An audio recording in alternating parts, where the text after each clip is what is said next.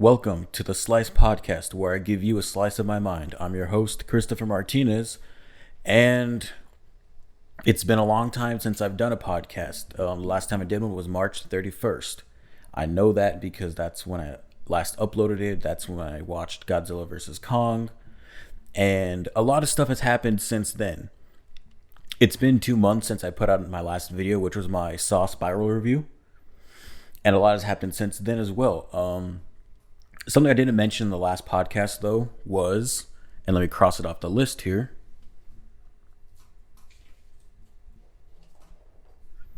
I graduated. I graduated college back in January. I have my bachelor's in film production now. And it was an emotion I felt. I felt happy that I finished college, that I graduated, that I did something like that. And I did it early because of high school. We did college classes in high school, and that really helped me out a lot. And since then, back in March or back in April, I quit my job at McDonald's because I hated it. And I was hoping that I'd leave a little sooner after that, but I didn't. So I kind of bummed around for a little bit until I got the opportunity to move. I am living in Compton right now.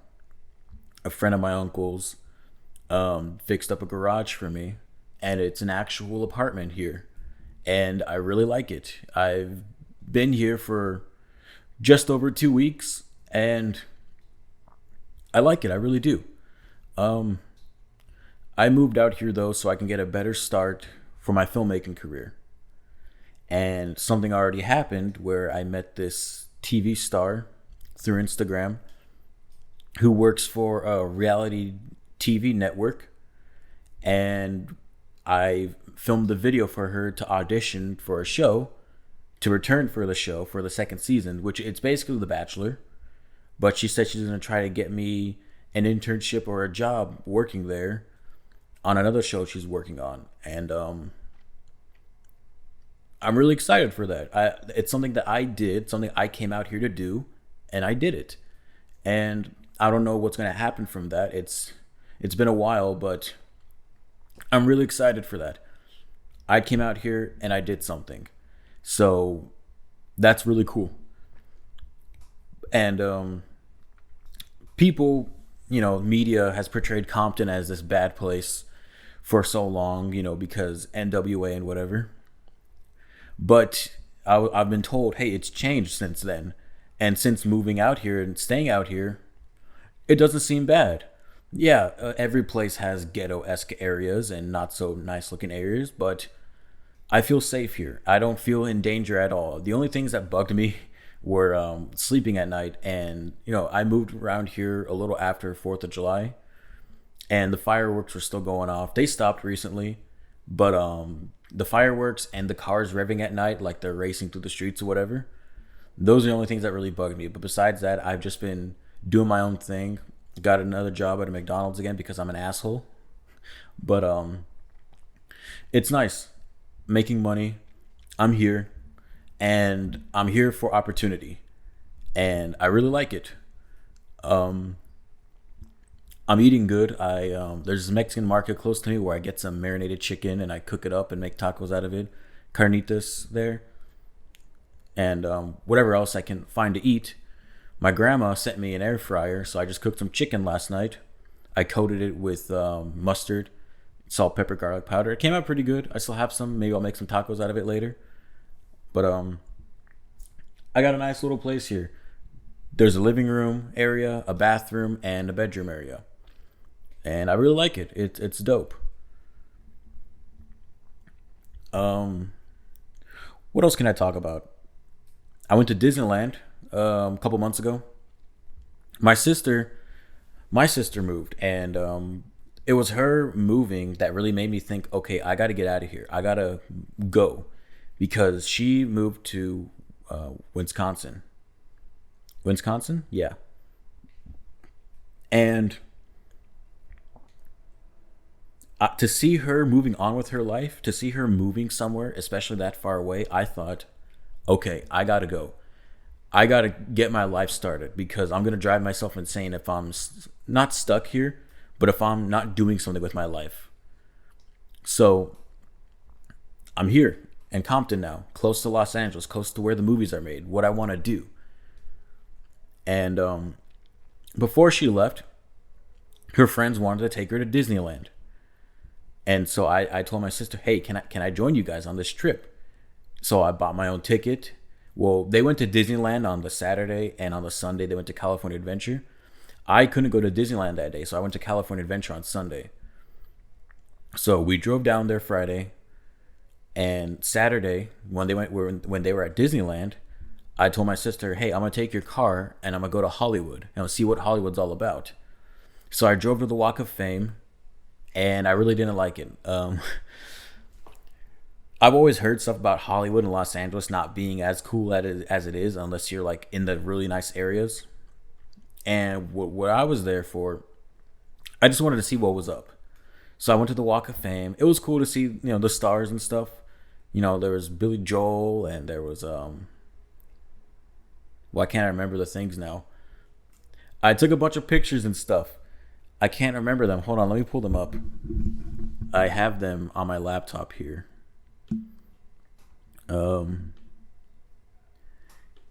It's funny because I was just there and I was so excited to see all this stuff. Trying to find the files. Damn, where are they? Hollywood. It should be there somewhere. It's under Anaheim for some reason. Barbara Stanwyck, an old actress. Bryan Cranston. Victor Fleming, a director. James Dean. Judy Garland. Seth MacFarlane. Michael Douglas. Mark Wahlberg. Billy Joel. Buster Keaton. Kurt Russell. Pitbull. Guy Fieri. I saw the Netflix building. I saw the Paramount big silo thing they have. Jennifer Aniston, Adam Sandler. And it looks like that's all the pictures I took of the Walk of Fame. Wow, that's lame. But it was funny because I'm walking and I'm like, wow, this place smells. And I walked to Paramount Studios because I wanted to see what was up there, and it was all shut down. I thought they would have been doing the tours by then at least, but they weren't. And I walked for like 2.5 hours around Hollywood trying to look at cool stuff. And there's some cool murals and, whatever. I found a cool burger joint called Hollywood Burger. I think that's what it's called. Really good burger. Had a good milkshake with it. I took some pictures I put on Instagram a while back. But, yeah, I was severely disappointed at the area I was at because there didn't seem to be a bunch to do. I wanted to walk to the Wax Museum, but I was already walking for hella long at that point. The line to the Funko Pop place was extremely long. There were a couple taco trucks, but the lines were long for that too. A lot of ghetto-esque areas, a lot of homeless. And I was like, wow. Or at least I drove out here. But from Anaheim to there, it took 30 minutes at first, but going back, it took like an hour because LA traffic is just awful. And I know that from experience now. I thought it was just a myth. I thought people were just being dumb when they said that. But driving down here to Compton when I moved my stuff, I had to make 2 trips. I came down here with my dad's truck so I could take all my stuff here, like the bed and the bigger stuff. And I got stuck in it took me like 7 hours. And going back was fine. And then coming back here, I drove in my manual car. And going up hills in a manual isn't fun, so I had to drive a little slow for a while. Because through the grapevines, there's big, steep hills, deep, going up and down or whatever. So, that was fun.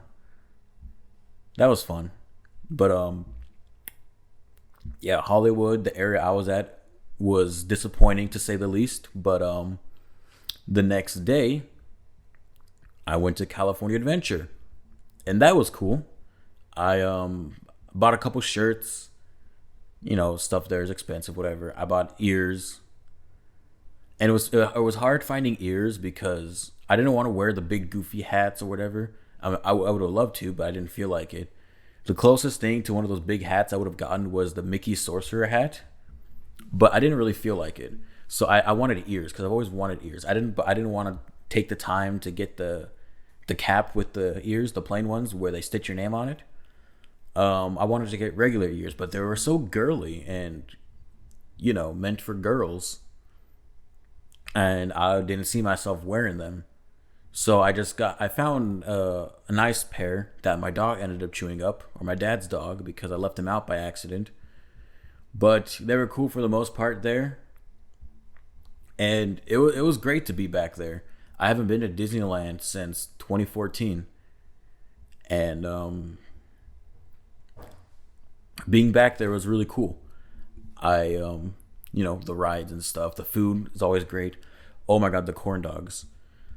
Those corn dogs are fantastic. I don't know what they do with them. They probably add crack to them. They're delicious. They're fantastic, amazing, fluffy, crispy, and the dog delicious. Wow. I really wanted to find pizza cones though. I've never had a pizza cone, and I thought they had them there, but they had like mac and cheese cones or whatever. We went on the Cars ride. That was really cool. Long ass line, but it didn't take that long. It took like maybe 30 minutes. 30 minutes was probably the most we took for a line. But besides that, the rides are cool. We saw the Avengers campus before it initially opened up. They had a couple things like I think they had a Spider-Man walkout or a Captain America or something. We saw cool areas. They had the Falcon and the Winter Soldier shield up, and or the Captain America shield was up with the Falcon wings. Just cool stuff like that. I love Disneyland. I'll always gripe with Disney and stuff like, oh, the remakes, the live action remakes or whatever. But I'll always love Disneyland. It's really cool. I'm like a Disney fanboy, whatever. Because you gotta love Disneyland. You can't go there and not enjoy yourself. Really good. The sucky thing though was that it rained in the morning, and my sister and her friends were like, "Hey, check out of your hotel." I was at a Motel 6. This is another stupid story. I'll tell in a little bit. But they said, get out of the Motel 6 and wait in line, and we'll be there. So I waited in line for a while, and it started raining, and I was like, "Oh, god damn it!" And it rained for a couple hours at least. But when we got into the park, it stopped raining. But still, sitting in the rain for so long was awful. Okay, the Motel 6 story. I think that's pretty much it about the Disneyland thing. I mean, what else could you say? You go on rides, you had good food, you had a good time. At California Adventure, at least. But when we arrived in Anaheim on the Friday, I got a Motel 6, and my sister stayed with her friends somewhere else. So we got to my room. We got to the place. They gave me the card. I went to my room, opened the door, and it was filthy. It was just dirty. And I was thinking either crackheads were here or people are still living here, or they didn't clean the room yet and they're buttholes. So I went back like, yo, the room's occupied. There's just stuff everywhere. And so they were like, oh, okay, well, here's this other fob. Go to this other room. And it didn't work. And I was like, what the hell? So I was like, we went and it took us forever to find it because there was no map telling us where the places were. So we got there, went back to the lobby, and I was like, hey, the fob didn't work for the door when we found it finally. And they said, okay, here's this new fob for this new place. And it was the place right next to the dirty room. And it was funny. And that whole situation sucked. It took like 20 minutes to find, for it to get situated. And to think for the hassle, they could have knocked off at least a couple bucks or something, I'm just joking about that. It just sucked. But my sister left. Things were all fine and dandy. Room was nice at least, whatever. And I ended up driving back from Anaheim because my sister drove there, and I was like, I can stay up the whole time. You just sleep. So I just I blasted the soundtrack to Ruby because it's like loud rock music and it's really cool, and it kept me awake for the most part. And then I ended up switching it to a podcast or whatever later on. So that was neat. That was a nice trip to Disneyland. Anaheim, whatever. It was nice to get out. I had just quit my job, and I felt like a vacation that I would have needed, and it was fun. I enjoyed it. I had a good time. That was a good weekend. Let's see what else is on the list. This is all stuff that's not movie wise yet. Okay, the rib cook off. Maybe about a month before I left. Month and a half before I left. This was at the end of May, I believe. My dad, my little sister, she rides horses, and that's really cool. And so there was this event, this rodeo, where they're gonna have a rib cook off there. It would have been the first one they've had there. So my dad entered, and I helped him. And there's 16 contestants in total. It's like 16 teams, and it was for a high school rodeo, I believe, or like a high school district, and it was really cool because we were there for 3 days basically. We drove up on Friday. My dad got this big ass smoker from someone. We kept it. We used it from the week before for my other little sister's birthday party to practice on cooking it, and it's really cool. We used wood to smoke the whole thing. It was really cool. And so we set up Friday night, late Friday night. We threw some pulled pork on, like big pork butts, cooked it overnight. Saturday we started with the ribs at like, I don't know, 3 o'clock or something, or 2, and then turned them in.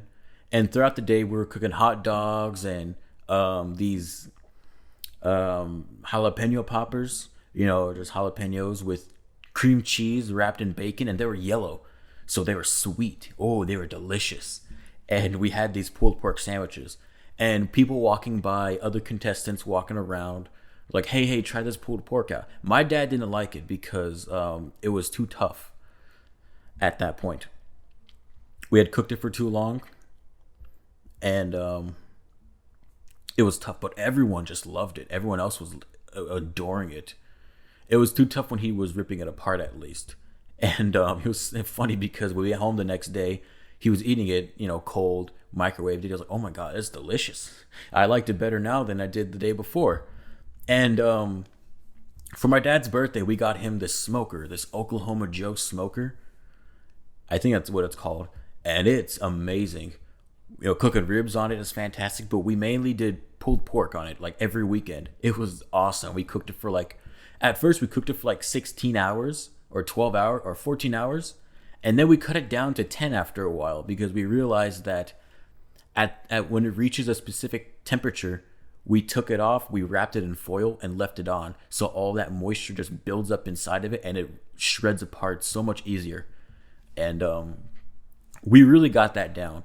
And my dad has this rub we use, and he puts mustard on it. He rubs it in mustard before we put the seasoning on. Gives it an extra twang to it. And he makes his own sauce.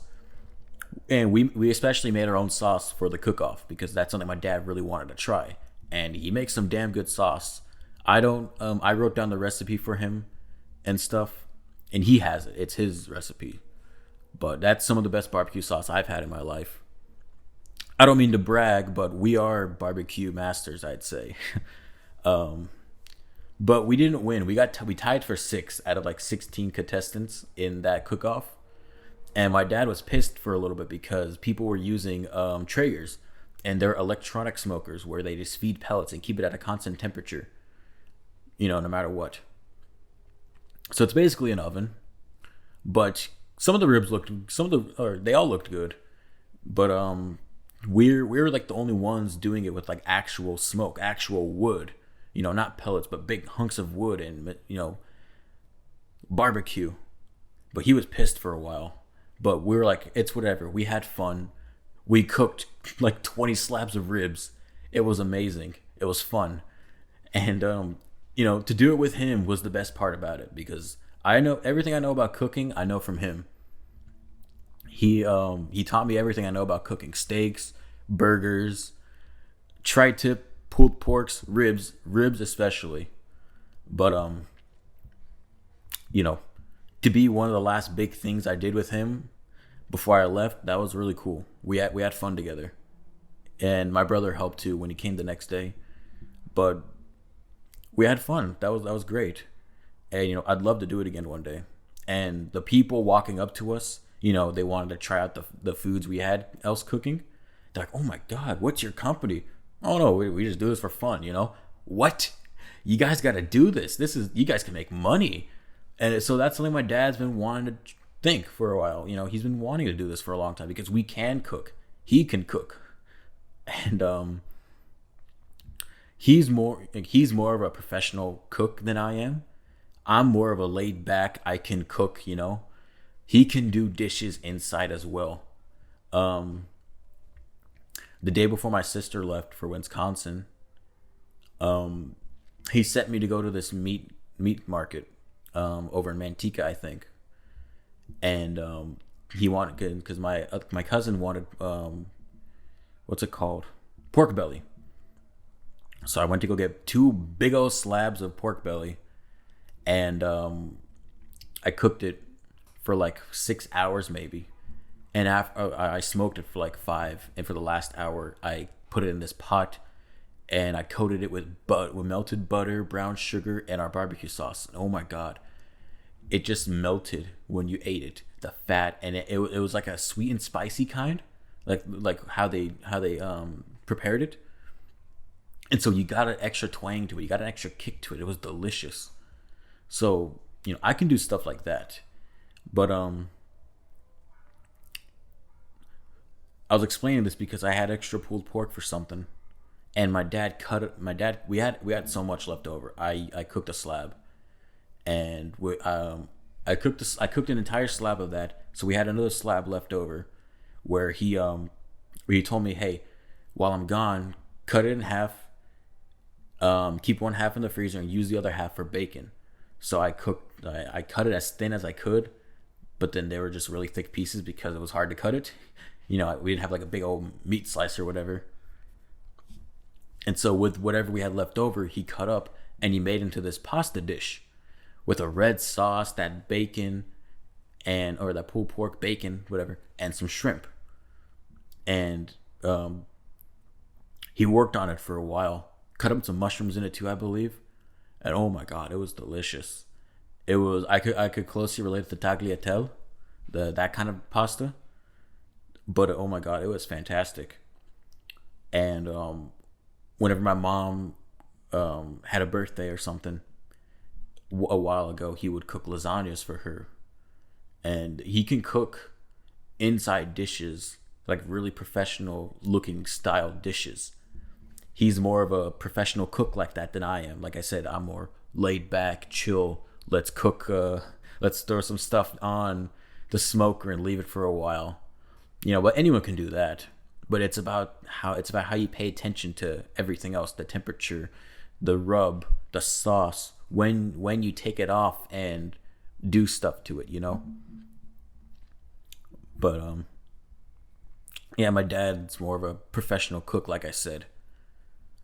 He can cook those more professional style pasta dishes, and lamb. He can cook lamb really, really, really damn good. I've never cooked lamb in my life. Every time we've had lamb, I've always let him do it because he likes it and he cooks it a very specific way. Because the way you're supposed to eat lamb is rare, but not too tough where you can't chew it, but not too overdone where you can't chew it.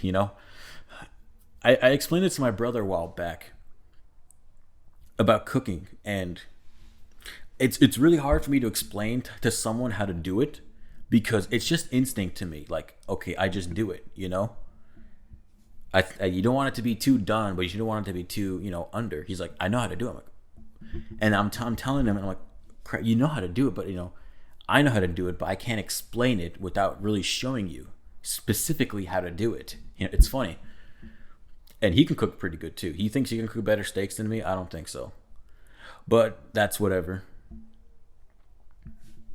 All right, I think that's it for the list for things that aren't movies or media that I wanted to talk about. All right. The rest of this episode is just going to be reviews. Um, because there are movie reviews I had wanted to do for so long, like Nobody, Coming to America, Mortal Kombat, and I just watched Space Jam: A New Legacy this morning, but I just never got around to doing that stuff. So I think now is a better time to just throw everything out there, and so I don't have to set up and prepare for each specific movie review. I can just splurge out all my thoughts, you know. Then I was being a lazy asshole before. But let's start with the TV shows that I've watched. I didn't mention it in the last episode of the podcast, but I watched Harley Quinn, the animated series on HBO Max, and I loved it. Seasons 1 and 2 were amazing. They were hysterical. The action was really cool. And I like the whole storyline of Harley Quinn trying to get into the Legion of Doom and then Gotham going to shit, so they have to try and fix things. All the while, the other supervillains in the Legion of Doom are having their own specific slots of Gotham to themselves. But and I like the cute storyline between her and Poison Ivy. You know, will they get together? Will they not? What feelings do they have for each other? And Kite Man was fucking hysterical. You know, his hell yeah. When he says hell yeah, it was hysterical. I love the Kite Man character. It makes it even funnier because there's this YouTuber I like, I Hate Everything. And he had these gags in his videos where he says Kite Man, like Kite Man is this character that occurs. And he's like the most useless character ever. And that was like the running gag, you know, like he's this pointless, dumb character. But Kite Man was hysterical in this show. I loved him. You know, those are my really quick thoughts on that. I'll give Harley Quinn seasons 1 and 2 an A. I can't wait for seasons 3. The only things I really didn't like about it were some of the comedy moments weren't all that funny. Some of the jokes weren't funny. Like some of the jokes went on for just a tad too long. I know it's a more modern show in a more modern setting where technology has advanced, and you know, some of the, you know, newer humor works, some of it doesn't. And you know, there's 2D effects in this show where there's like smoke effects, water effects, blood effects that splatter onto the camera. Some of it works, some of it doesn't, you know, but it's whatever. I like the Harley Quinn dynamic between herself. You know, she wants to be her own person instead of the Joker's girlfriend. That's another cool thing about the show, you know, being independent. It's a really great show. Definitely check it out. I loved it, and I might want to watch it again soon. Let's see. I've been watching Adventure Time. I've stopped for maybe a month or two, but I wanted to get back into it because Distant Lands came on. That's the 4 shorts, not shorts, they're like 4 40-minute episodes of Adventure Time that came out afterwards. But I've watched them. I really liked them. The BMO episode. I didn't watch the Marceline and Princess Bubblegum episode. I think that one's called Obsidian. And then I watched the Together Again episode with Finn and Jake. That was really, really special. Really heartwarming too. But so I've been watching Adventure Time. I think I got up to season 6 maybe. And I forgot how much I liked the show. It's really imaginative, really enjoyable. And it's funny because it's considered one of the best cartoons on Cartoon Network, or one of the best cartoons of all time. And there was a time in my life, maybe a couple years ago, where I didn't like it as much as I thought I did because I was like, oh, I'm really more interested in the overall story aspect. I don't like a lot of these filler episodes. But watching the show again, they're so imaginative and fun and unique that the filler episodes are hysterical. It's a really funny show, some cool action scenes. Even the episodes where they're not doing anything are really fun. But I can't wait to finish it. I was in the middle of watching that. I've been watching The Big Bang Theory. And it's funny because it's a meme that The Big Bang Theory is dumb. Because it's haha funny people and haha they're smart and you don't understand what they're saying. And haha bazinga, you know, or pop culture references because they're nerds. But The Big Bang Theory was one of the biggest shows at the time, and watching it again, I was expecting to hate the later seasons because I'm almost done with the show. I'm on like season 10 or 11. I think there's 12 seasons. I was expecting to hate the later episodes because usually with shows that go on for so long, the quality declines. And there's a definite feeling of the show not feeling the same as it did before because so much has changed later on. Like Leonard and Penny got married, Amy and Sheldon got married, Howard and Bernadette got married and had 2 kids. You know, so much has changed. And the living arrangements have changed, like where they live, the settings. But I think it's a well-written show. I like the character dynamics between each other. I like how the characters are set up, and I really like the writing. I don't think there is an episode I haven't liked. They're all so funny. Yeah, a lot of the jokes don't land, especially near the later end of the show, but I still like the dynamics each character have with each other, and I like the situations they get stuck in. I think they're funny. And what's great is that I don't think there's anything wrong with the show in terms of the scientific aspects of them because they were fact checked by UCLA, I believe. And the actress for Amy Farrah Fowler, I believe, was actually smart and was actually in that field, I believe. But I really like The Big Bang Theory. I think it's funny. I'm almost done with it. And I've been watching it every day since I moved to Compton. I've just been watching it on my phone. Really, really great show. And I know it's a meme to make fun of, and it's, people just make fun of it because it's the Big Bang Theory. It's stupid. But I really enjoy it, and I think it's a great show. What else? All right, I got 2 more shows to talk about. I got Invincible and The Falcon and the Winter Soldier. Let's talk about the more interesting one, Invincible. Invincible is an animated series based on the comic Invincible from like the early 2000s, I believe. And I knew exactly what was going to happen, not because I read it, but because of memes. I didn't know what the show was until I saw all the memes about it. The think mark memes and that's the easy part, you don't memes, But I was pleasantly surprised by how mature the show was, by how violent the show was. It's about Mark Grayson, a teenager in high school whose father is an alien and whose mother is a human. And he finally gets his superpowers at the age of 17, and he becomes a superhero, Invincible. And then his father isn't who he seems to be. Everyone's seen the show. Everyone knows the show. Spoilers for whatever I may talk about. His father ends up killing a bunch of other superheroes who, who they're called the Guardians of the Globe. He ends up killing them because he's actually working for the alien race he belongs to so they can take over the entire universe, essentially. And so he bred with Mark's mother. I forgot her name, but she was a cool character. And so made Mark so he could, have someone to rule with because they can live basically almost forever. They live for so long. But my only complaint about the show is that there are some CG aspects that they added to the show that don't look so hot. Like big crowds of people. And that although every episode has something meaningful to the overall plot, there are some aspects that don't seem as interesting as the overall plot does of Mark and his father and what his father wants to do.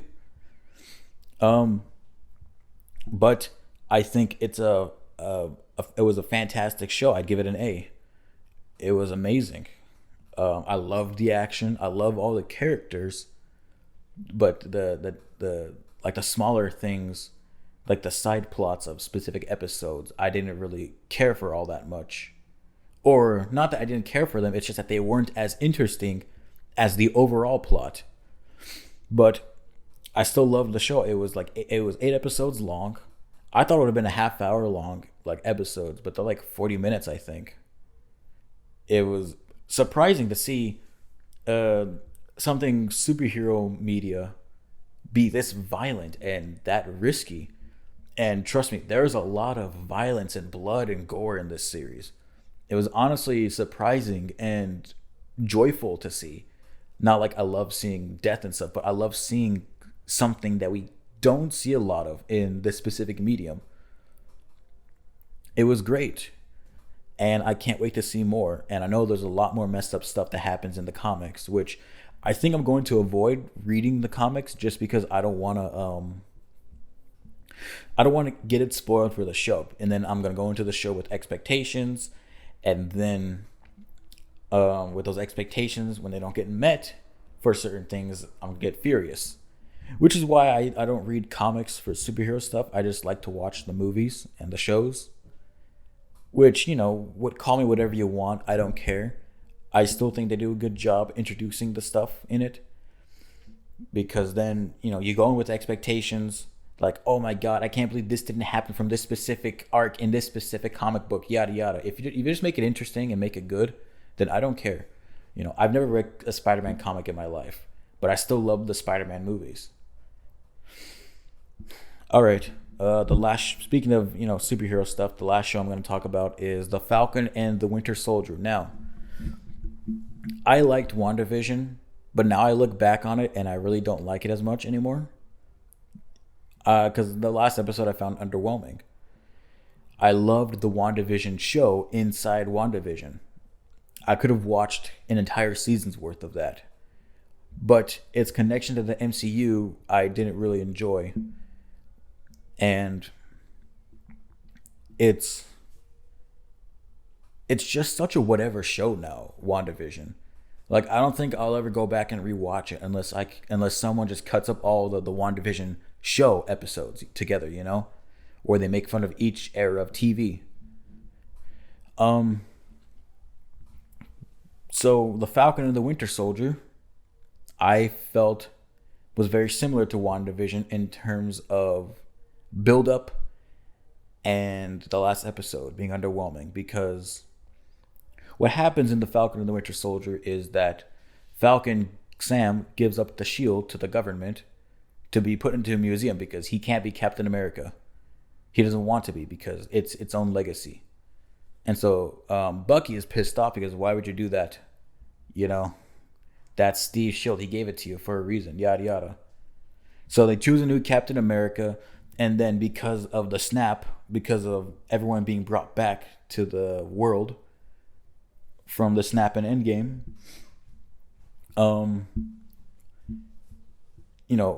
everyone's confused as to how to run the world. So people are put into camps that got brought back or whatever. Or people just put into camps in general. And so there's this terrorist organization who wants to essentially put the world back to when the snap happened. And that side plot is really not that interesting. And a lot of the stuff in Falcon and Winter Soldier isn't that interesting, but I watched it because I wanted to see what they wanted to do. I wanted to see what approach they would take to the story of Falcon trying to, solve this mystery, whatever. And they team up with Baron Zemo from Civil War, and then they find Sharon Carter, who is living in this place as the warmonger, whatever she's called, or whatever. It's been a while since I've seen the show, but what I remember is there were some cool action scenes. A lot of the Bucky stuff was really cool about him having to face his past. Like, there's a scene where he tells this guy he's, eaten with a lot and he hangs out with a lot, hey, I killed your son from a long time ago. I was the Winter Soldier. I'm sorry. Like, stuff like that was really powerful. But then there was the side plot of Sam, not getting benefits or whatever from being an Avenger, essentially. And then his family is struggling with their boat and, stuff like that.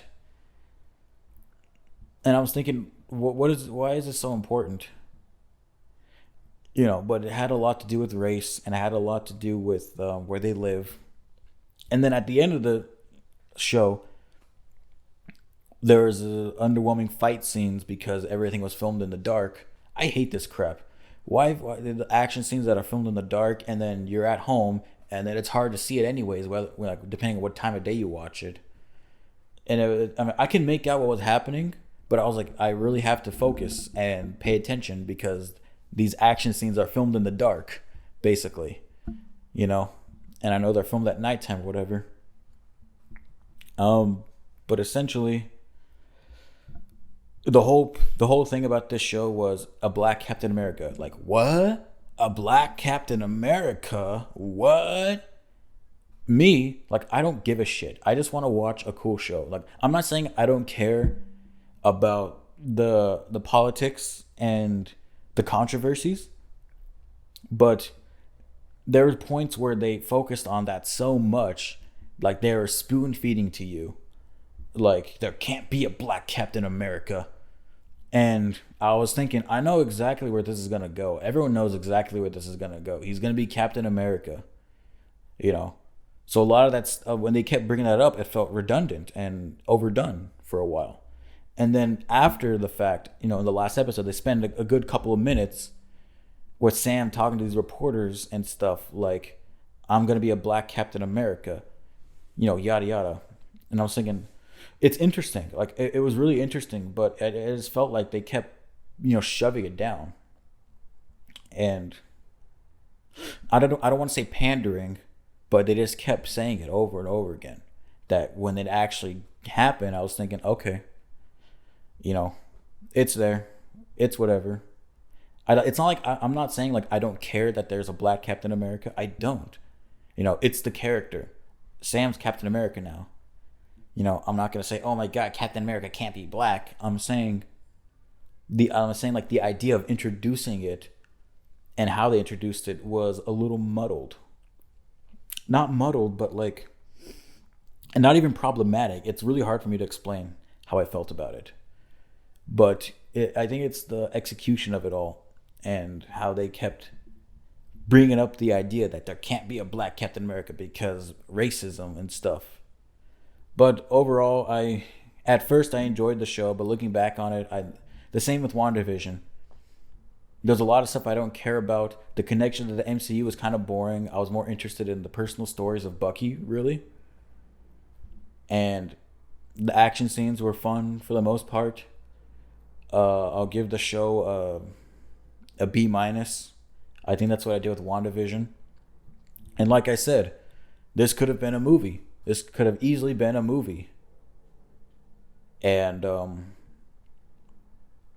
I think there's shows because Disney Plus is a thing and like, oh, they'll just watch it anyways,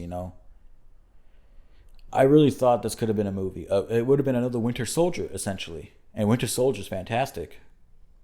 But that's whatever. And now we have Loki and then the What If series, and we're going to get more Marvel shows, and then we're going to get more Marvel movies. There's Black Widow out already, which I haven't seen. And all my excitement for watching Black Widow is gone because Black Widow's dead, okay? We're getting a prequel for Black Widow. What is it going to do for the MCU aside set up all these other characters and remind us that Black Widow is dead? And I'm not saying that I'm not going to enjoy it. I'm just saying my excitement for it has just depleted. It's gone. I have zero excitement for watching it. But I think that's it for the shows. I've only watched the first episode of Loki.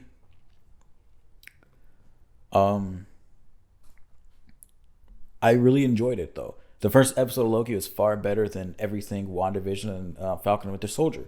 But I know what happens in Loki because I'm late to the party and memes and stuff, so whatever. Now let's move on to the movies. I want to talk about the new movies that I've seen first that released this year, and then I'll talk about the movies I've seen elsewhere, otherwise. So let's start off with Nobody. I believe I watched Nobody when we came back from the rib cook-off with my dad. And it was something he was excited for because, oh my god, look at this action, it looks cool. I was really excited because, oh my god, look at this action, it looks cool. And it's Saul Goodman from Breaking Bad and Better Call Saul, Bob Odenkirk. So we watched it and we really enjoyed it. We both liked it a lot. I loved it. I thought it was amazing.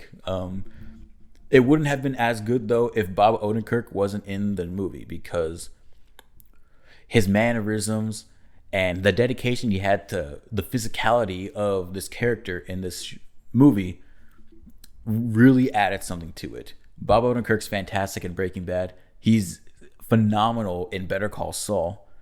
From what I've seen, I've only seen up to season 4. I need to start season 5 soon. But anyways, so the plot of the movie is, I'm gonna call him Saul because I forgot his name. Saul worked in the military and now he's just a family man. And he yearns for the military stuff. So when people break into his house, he lets them go and he doesn't kill them because he wants to keep his family safe. He doesn't want to introduce them back to that lifestyle. But he finds out that they stole something from him and he wants to get it back. It's just something small, like it was a kitty cat bracelet essentially from his daughter. And the beginning of the movie is a montage of how his life is redundant and repetitive, and how it's unpleasing to him. And so he gets this opportunity to live the old days again. So he tracks down the people who broke into his house, and then he realizes that they just needed money because they had a baby daughter or whatever. So he goes outside, punches a wall, and he gets into a bus. And then there's these guys harassing a girl, and he beats the crap out of them. But it turns out that one of the guys he beat up was actually like the nephew of this Russian mafia or whatever, like the leader of this Russian mafia or whatever. And to me, that was an issue, which is how the plot moved along. Because it could have been that the Russian family, whatever, broke into the house and he found them and beat them up or whatever. But instead, it had to be, these guys broke into my house, I went to go beat them up. But then I left because I saw that they had a daughter, and it led me to a bus where I fought this Russian family. Or I fought these Russians, dude. And then I got trapped into this other story. So the way that flowed along was an issue for me, at least. But it was something to get the character moving. And from then on, it's just balls out action, and I loved it. All the action in the film was amazing. The gunshots, the fighting, the choreography was amazing. You could feel the physicality of it all. And Saul, the character, he's not perfect. He gets punched, he gets stabbed, and it looks like he loses at some points. And it really adds a lot to it. And Christopher Lloyd is in the movie. And Christopher Lloyd, I love Christopher Lloyd. He is Doc from Back to the Future, my favorite movie. And who else is in the movie? There was someone else in the movie that my dad was like, what? And I was like, what? Who is that? Let me see.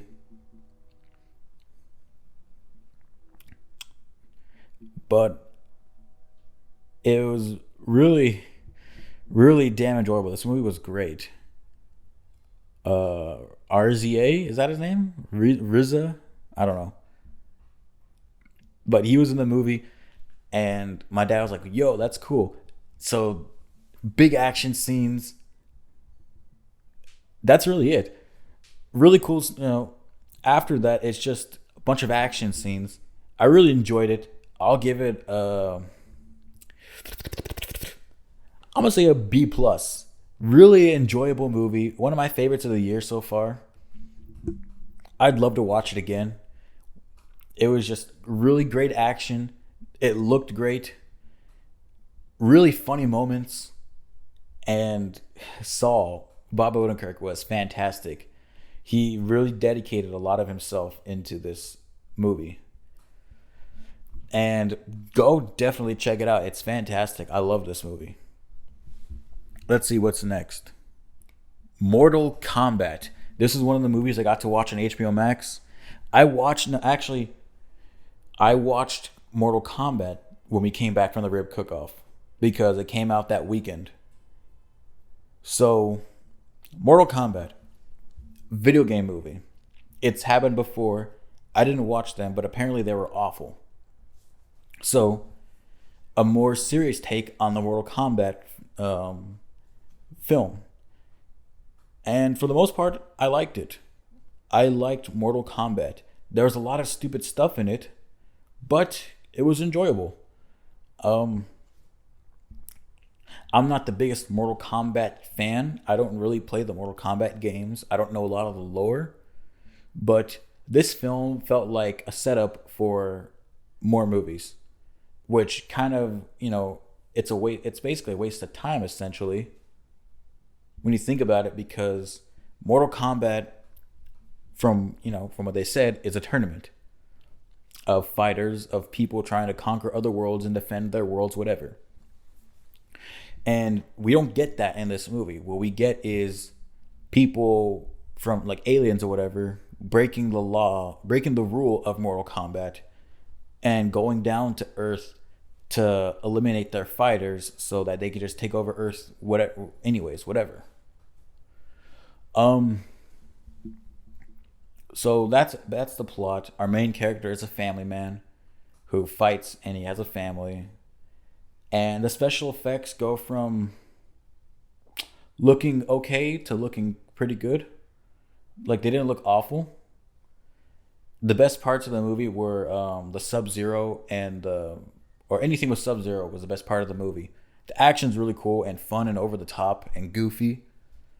There are quite some funny moments. Kano, I think that's his name, like the Australian guy who gets a laser eye, has a lot of great jokes in the movie.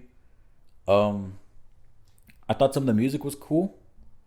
The Mortal Kombat theme was really cool. The fight scenes were all really, really good. Especially some of the special effects incorporated with the fight scenes, like Sub-Zero and the ice stuff, and Scorpion whenever he's in the film with some of the fire stuff or whatever. Like I said, I'm not the biggest Mortal Kombat fan. I liked a lot of the fatality scenes, but I wish some of the locations would have been more interesting where they fought. And there's like a fake out death at the end where Sub-Zero freezes the guy's daughter and wife, and they're supposed to be dead, but then it turns out that they just got thawed out and they're okay. But it just made the stakes non-existent in this movie, especially at the end where like the main guy for the alien side is all like, "Yo, I'm just gonna revive my old guys back, and we'll be back later. Okay, bye." So I'm thinking, what the hell? Where are the stakes at? Where are the consequences? I guess everyone will just be okay because you can just thaw out people that have been frozen. But there's a lot of stupid stuff, but I can say Mortal Kombat was definitely an enjoyable film. I don't think it was awful in any way. I don't think it's a bad movie. I don't think it's great. It was just enjoyable. It was good. I'd give Mortal Kombat a C. Not amazing, but it's not awful. It was enjoyable for the most part. Okay, what other new film have I seen this year? What's on the list? Coming to America. I've only seen the first Coming to America a couple times, but I like it. I think it's hysterical. Eddie Murphy is fantastic. And it does a lot. I learned this in a religion class about Buddhism. It has a lot to do with Buddhism and about the great pains that one feels throughout life. And there's a lot to appreciate about that. But in Coming to America, that's how I say it, Coming to America, because I hate when movies do this where they incorporate the number of what film it is in the title. And what I hate most about it is Menace to Society. I will never say Menace to Society, the film. I will always say Menace to Society because it uses the Roman numeral 2. So it's Menace to Society. I will always say it that way, no matter what. So Coming to America tells a story about how Eddie Murphy's character rules the land that he's in, but a rival land goes, "Yo, we're gonna take over, yada yada. Your father's dead, and he was king, whatever. So Eddie Murphy, he's gonna be king, but he doesn't have a son. But it turns out he ended up having a son while he was in New York in the first film. So goes to New York to find his son, and he tries to make him king, so he can marry the daughter of the other group, so they can make peace. So it's your simple love story of I don't want to love this person, yada yada. But I can say this: I enjoyed myself. I didn't think the film was awful. I didn't think the film was great. It was funny. There's a lot of great hysterical moments. I thought Eddie Murphy was great too. I didn't like the editing and the action scenes that were, because I was like, oh, obvious stunt doubles, whatever. Eddie Murphy obviously isn't fighting with these sticks in this scene, whatever. Um, a lot of the modern humor, some of it worked, some of it didn't.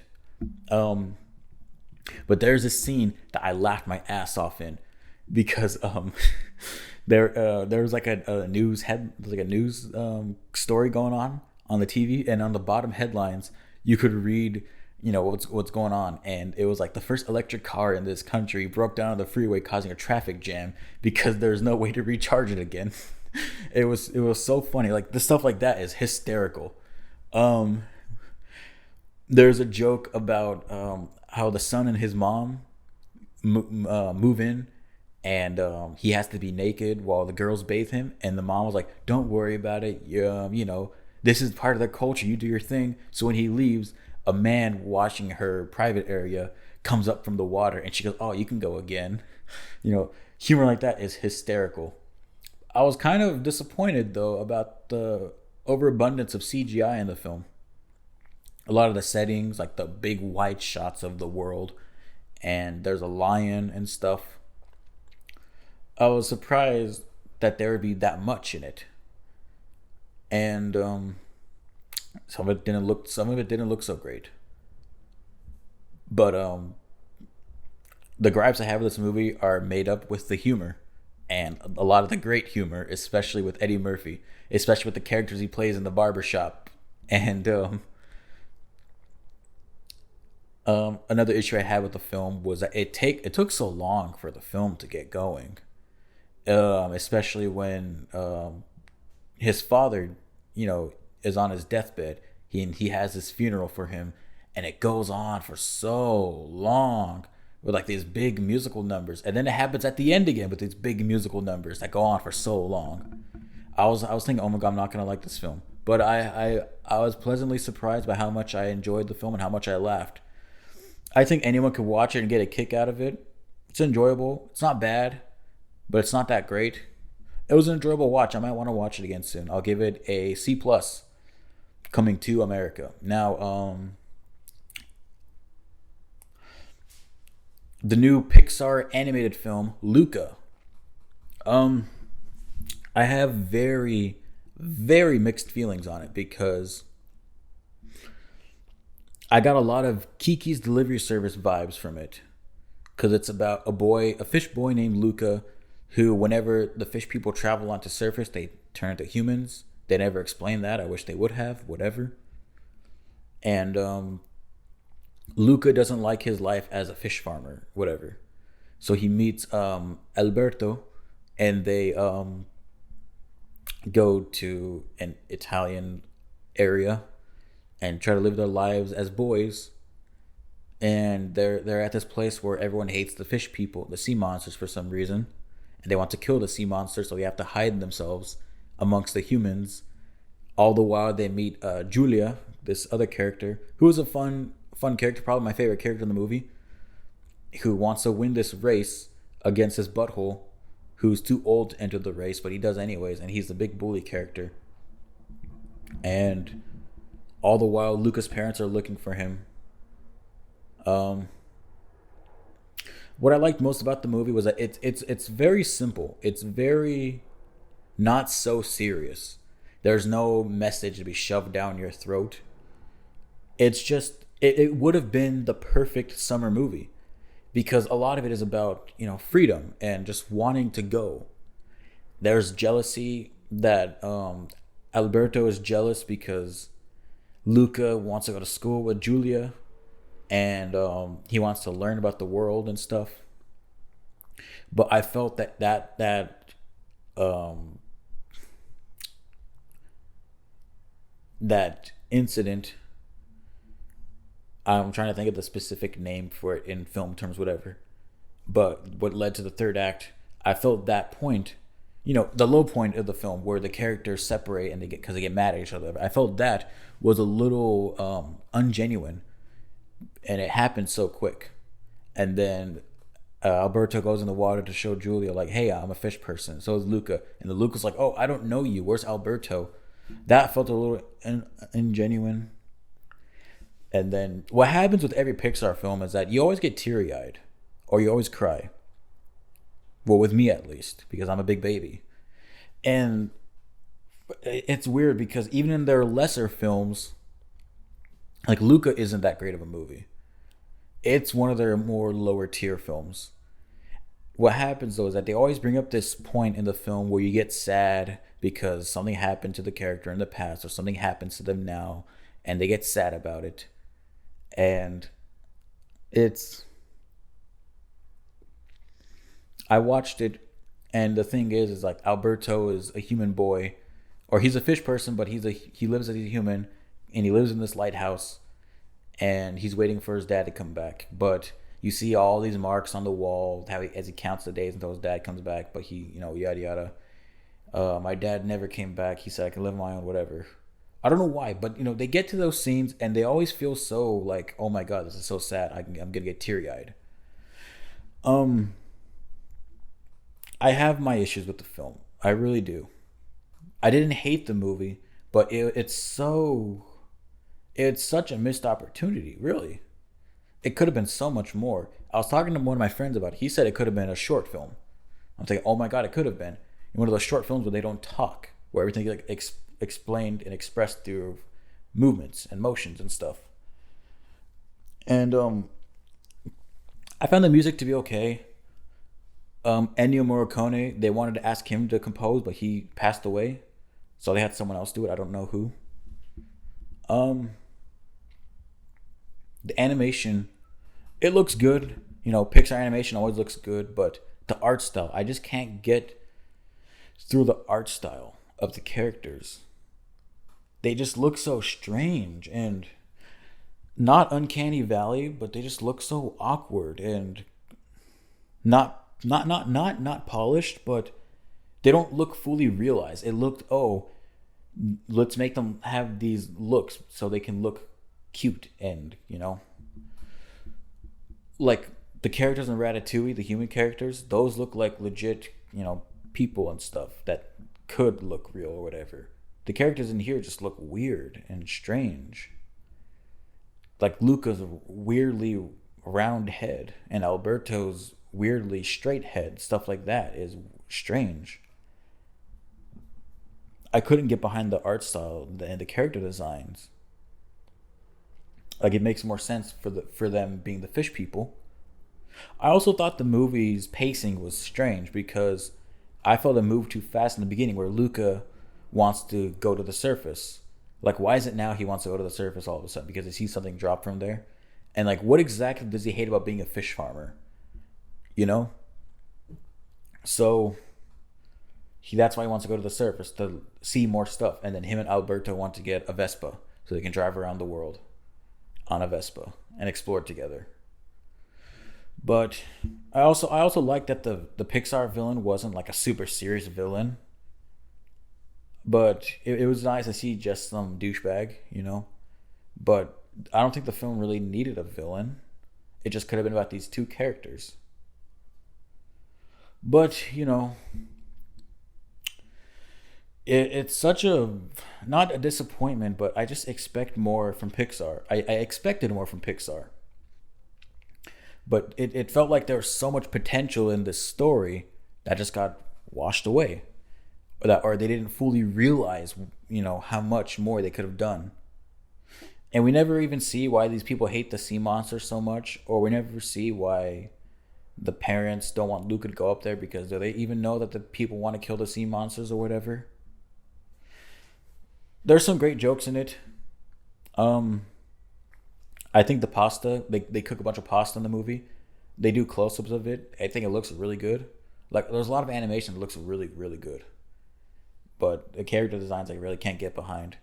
I like this I like the setting, the Italian setting, but I just couldn't help but get a lot of Kiki Delivery Service vibes, which I watched recently. I'll talk about that. Yeah, Kiki Delivery Service, Luca. I'll give it a C.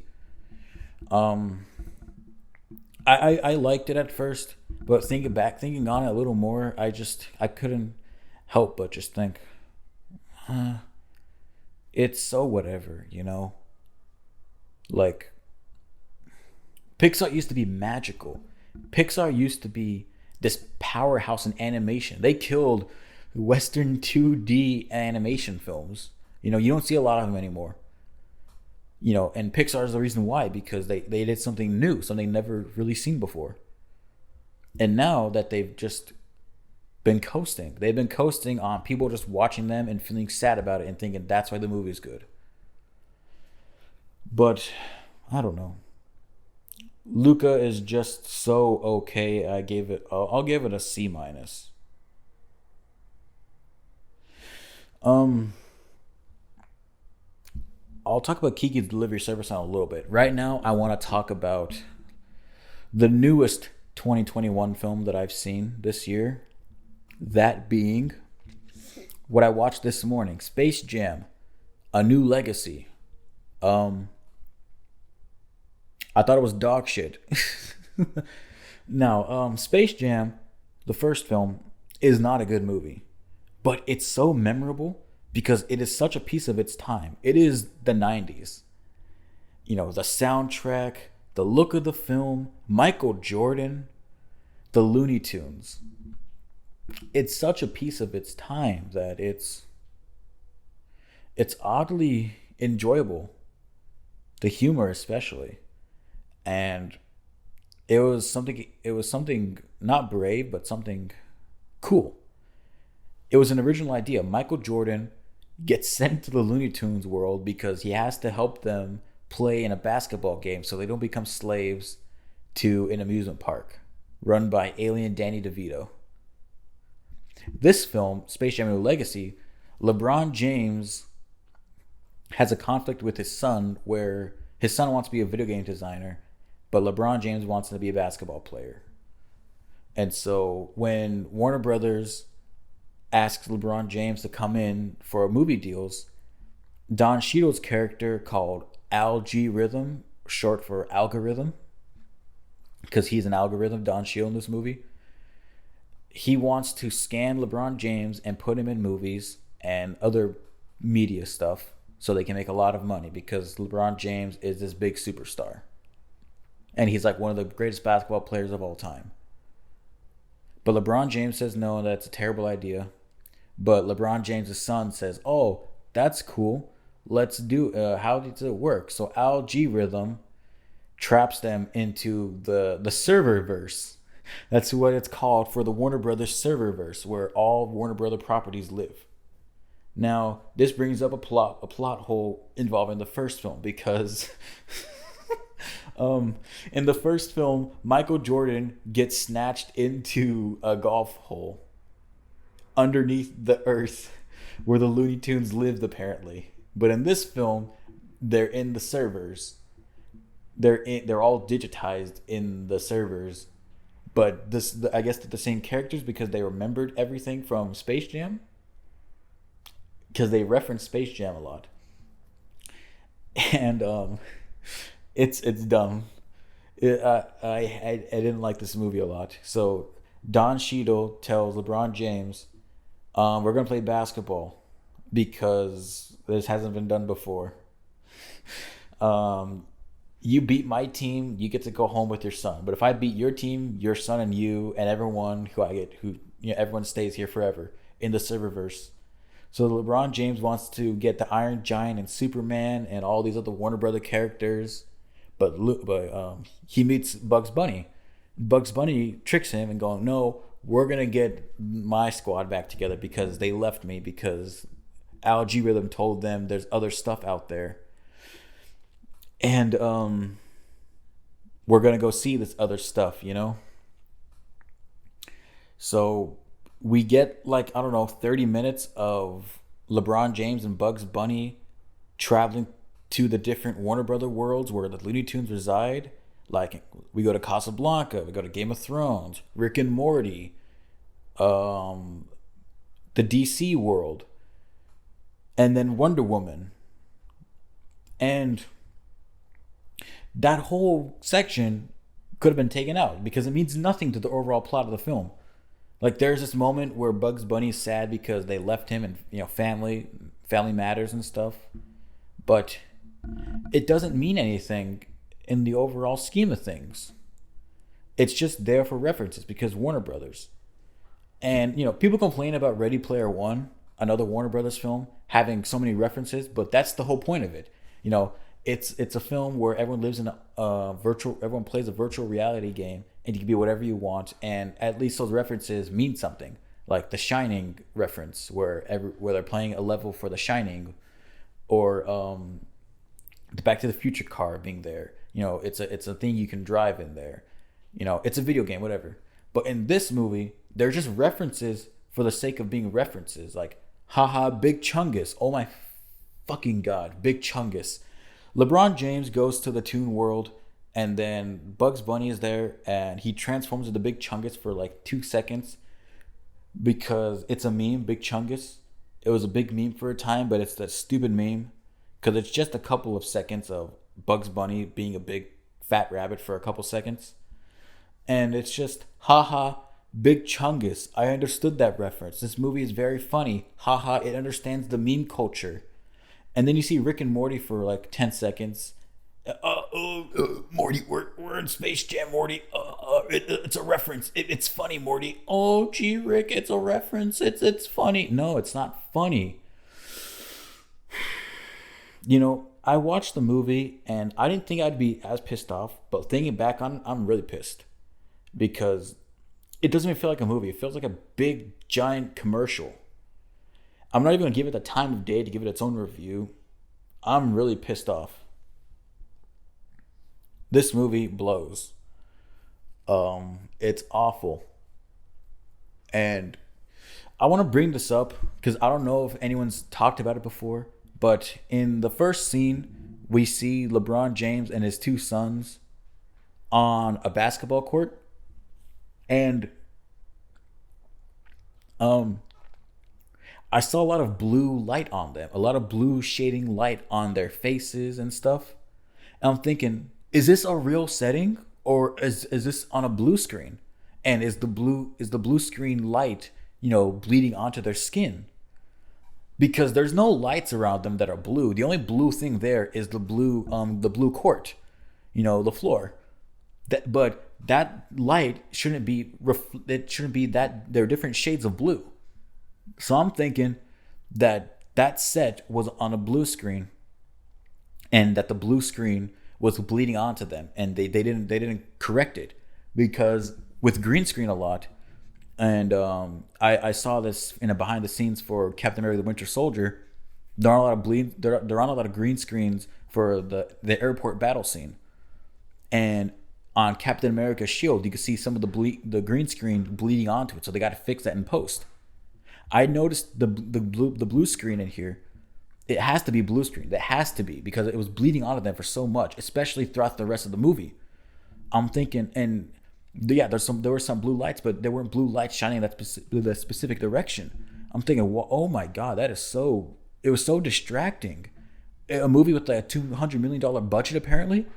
They couldn't even fix that, or they couldn't film on an actual set. They had to use a blue screen for a basketball court set. It was so lazy. And speaking of lazy, the lip syncing for some of the animation scenes. LeBron James sees the Martian character, and he goes, Marvin Martian. It didn't sync up right. I'm like, how could you mess that up? Oh my fucking god, this movie pisses me off. And then the animation is another thing. I know there's a bunch of talented people working on this movie for the animation.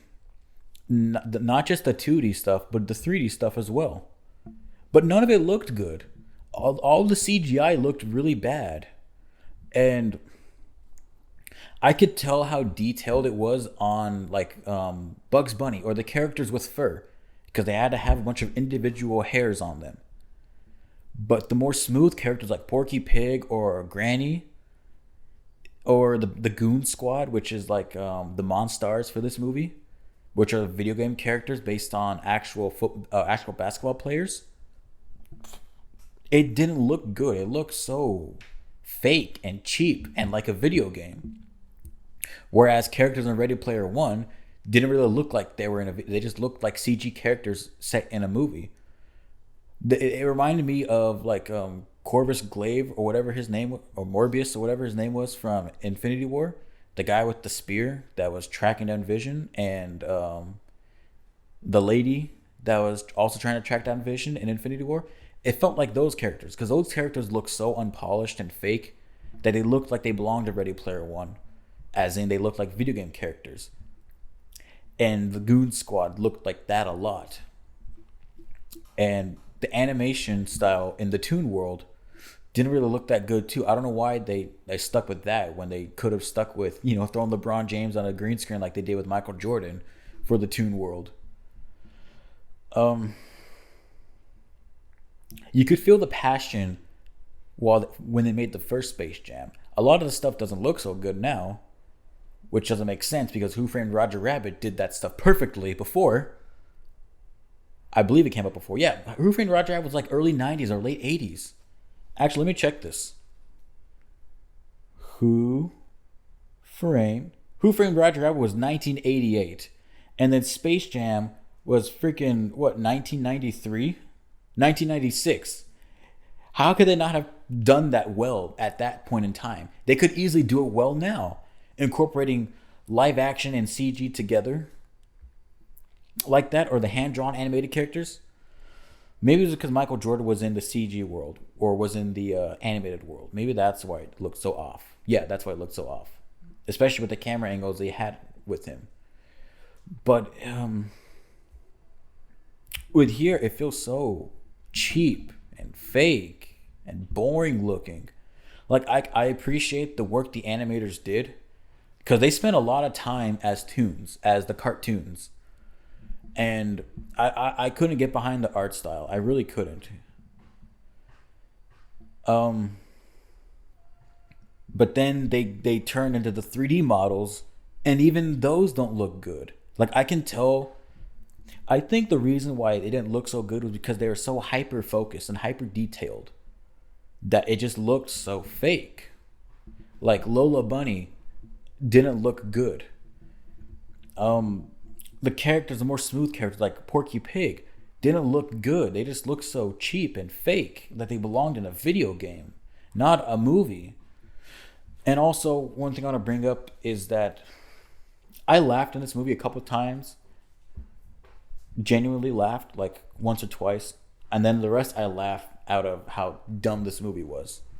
You have so many Warner Brothers projects in it as references. Like, you get Don Cheadle going, "King Kong ain't got nothing on me." I don't know why they can't swear and say King Kong ain't got shit on me, like how Denzel did it, right?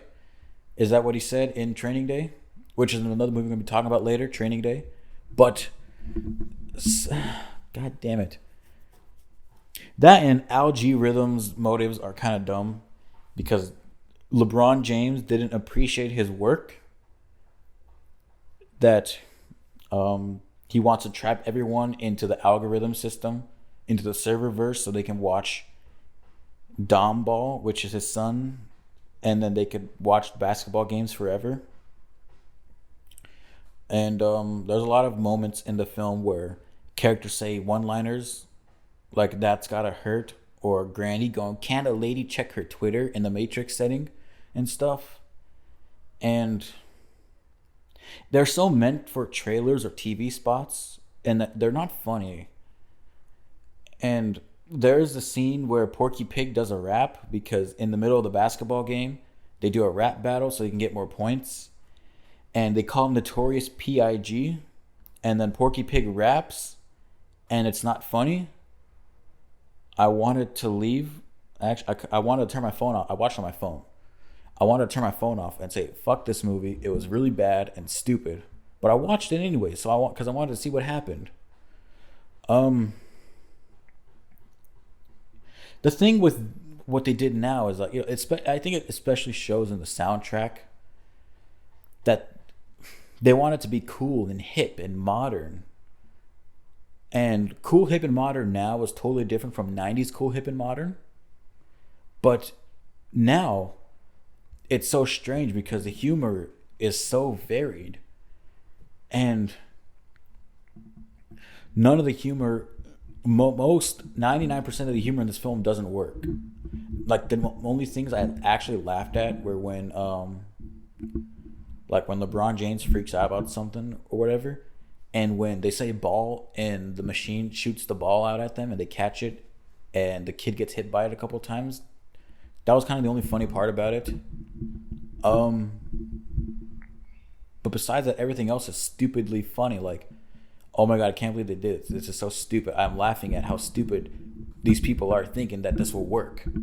This is an awful film. You know, I left watching the movie thinking I wasn't mad at it. Like, I was more like bored, and like, I felt no emotion aside from I was bored. But looking back on it, I'm actually furious that this thing got made and it's that bad. It's really bad. This movie is a complete waste of time. There was one thing that got me excited for this film. And that was when HBO Max put out this ad saying that, oh, you can watch HBO Max movies day in, day out with theaters. You know? And it was a 1.5 second clip of the camera like panning up, panning upwards. No. A pan is side to side. A tilt is upward. How could I get my movie stuff wrong? I mean, what does that say about me as a filmmaker? The camera like tilts upward while it's also moving upwards as well. And LeBron James's head and LeBron James's face looks worried and like, oh my god, what's happening? I was thinking, wow, LeBron James is going to be able to sell being in a 3D environment that something big and threatening is happening. I'm thinking, wow, maybe they put a lot more care and thought into this after all. But that was the only hope I had for about a couple seconds until the trailers came out. I thought, oh my god, this movie's going to be bad. And it is. It's awful. It's just a big, giant commercial for Warner Brothers properties. And I hated it. I really did. It's a bad movie. Don't watch it. I might not ever watch it again in my life. I might not ever want to even think about putting it on it. I'd rather watch Space Jam because at least Space Jam is memorable. This movie is not going to date very well, especially the humor and the look of it. It's just really bad. And they try to have an emotional side of the film with the father-son story about how he doesn't appreciate his son and the work he does and that he's not supposed to be his father.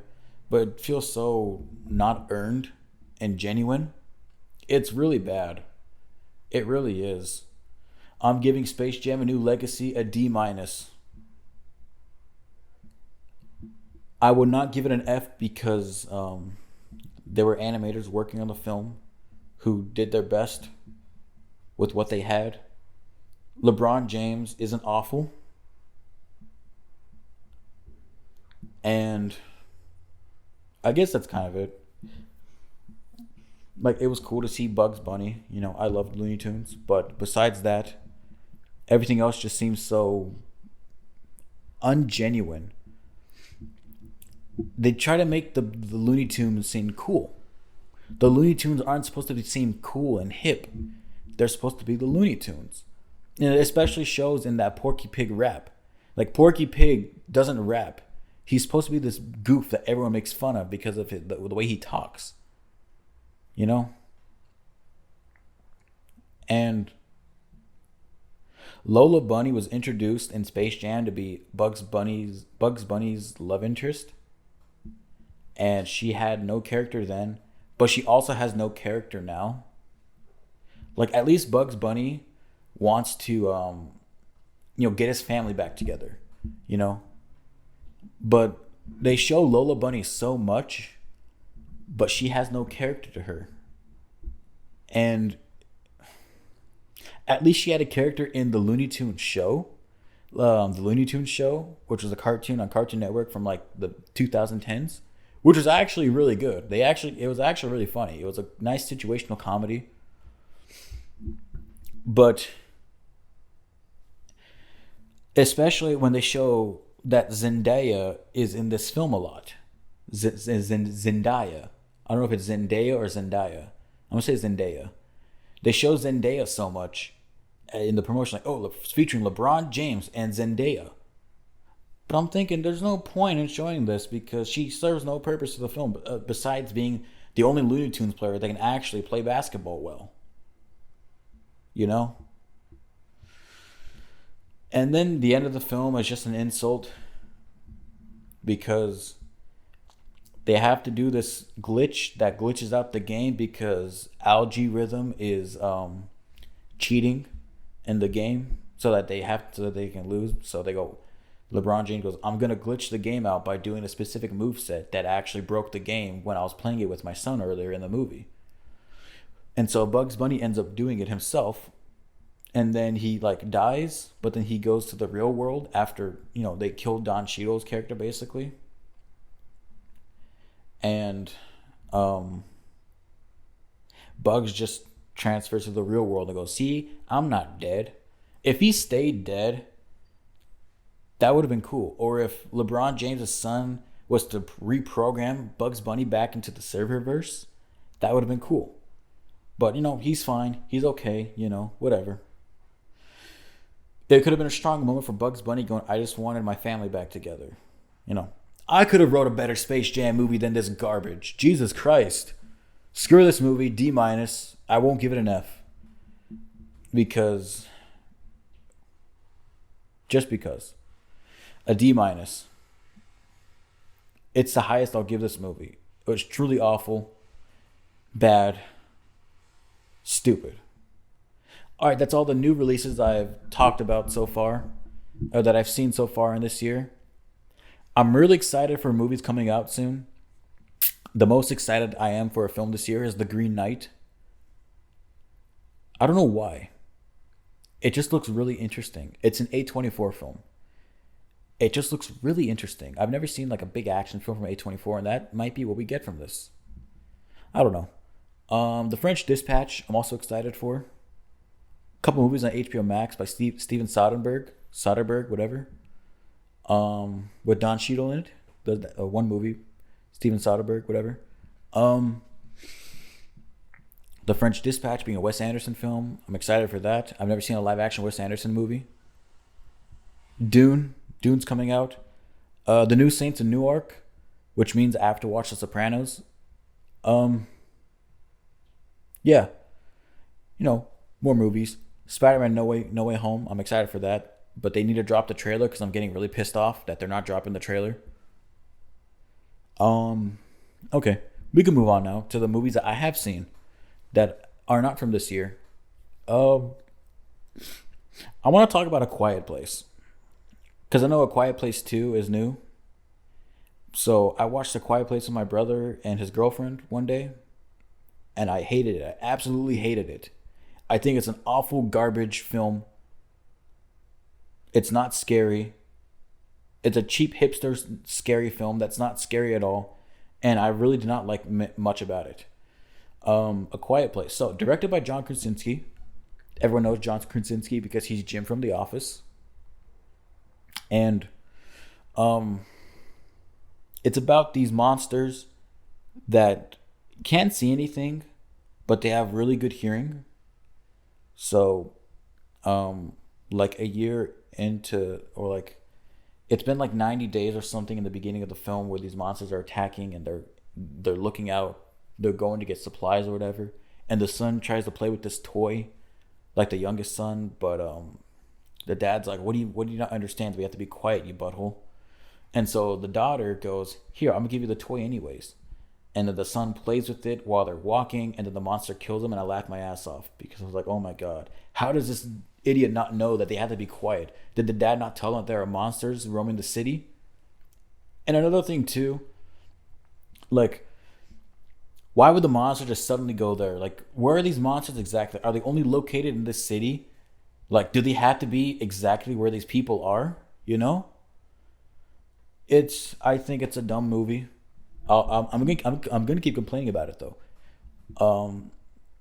So the story is, the wife of the movie is pregnant, and the son and like the oldest son and the dad go out, and the daughter feels guilt because she's basically the reason why the youngest son died a while ago, and what happens that brings the monsters out there, I forget. But stupid stuff happens, like so the mom is going down to the basement, or she's coming up from the basement with laundry, right? But she's walking up the stairs, she's pulling the bag of laundry, and it gets caught on a nail. Now, this nail on this step is pointing upwards, like someone drove the nail from underneath the step going upwards. How have, in this past year, no one noticed that stupid nail pointing upwards? How have now that it's only been an issue? So the mother, she's like, why isn't the bag pulling up? So she rips the bag on the nail and decides to not think of anything of it. So when she goes back downstairs, she steps on the nail. And then she's trying to hold in her screams because the monsters are around. What the hell?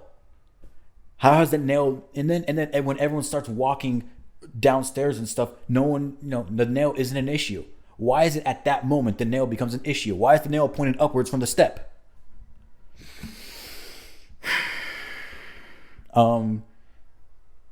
They go to a waterfall to catch some fish, and the son goes, "Oh, I made a noise," and the dad goes, "It's okay. We can be as loud as we can over here because, the river makes so much noise, or the waterfall makes so much noise. Why don't they live there?"